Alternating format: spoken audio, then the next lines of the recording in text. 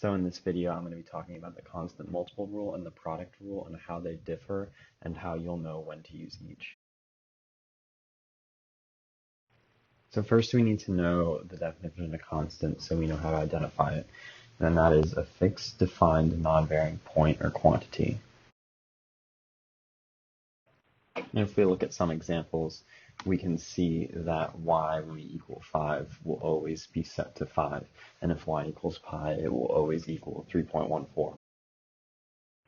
And then the definition of function is the definition of a relationship between a series of inputs and each's respective outputs. So essentially, if you plug something in for a variable, you will keep getting a series of outputs for each input.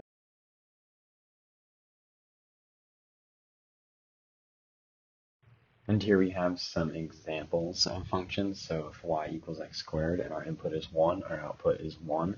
If our input is 2, our output is 4 because we're just squaring each input.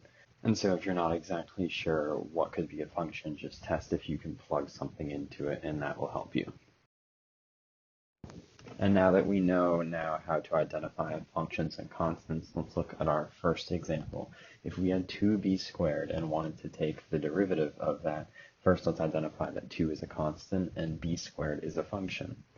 And now we need the constant multiple rule, which is specifically applied whenever you have a constant multiplied by a function and you want to find the derivative of that. And so the formula for this, when we write it out, if c is a constant and b is a function, is c, we're not going to touch d, it just gets left alone, and then the derivative of b. And so let's apply that here. First thing we're going to do is drag the 2 and save that off for later, so we'll keep it on the side, and then use the power rule to get 2b as the derivative of b squared. And now, since we have the derivative, we're going to put 2 back into play, and then multiply 2 and 2b together to get 4b as our final answer.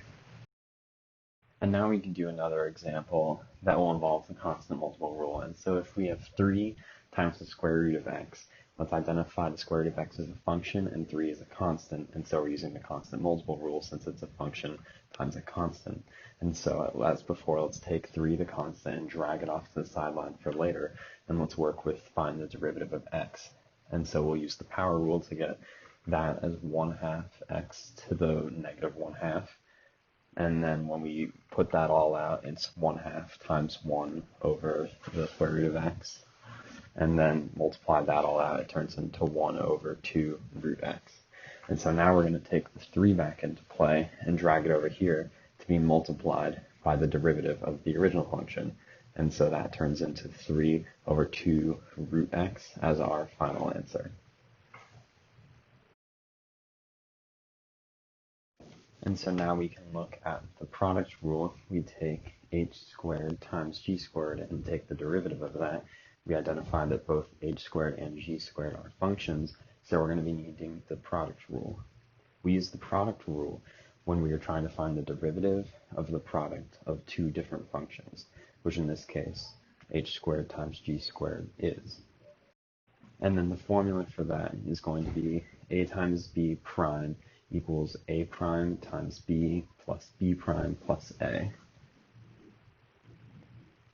And then so if we take all of those formulas and write them out, we end up getting 2h times g squared, so that's our a prime times our b, and then plus our b prime 2g times a h squared. And then that's our final answer. And so for an example of the product rule, we can take a to the x times b to the 8th, and we identify those both, of course, as functions, and we take the derivative. And so since we're taking the derivative of a product of 2 functions, we're using the product rule, which is a prime times b plus b prime times a.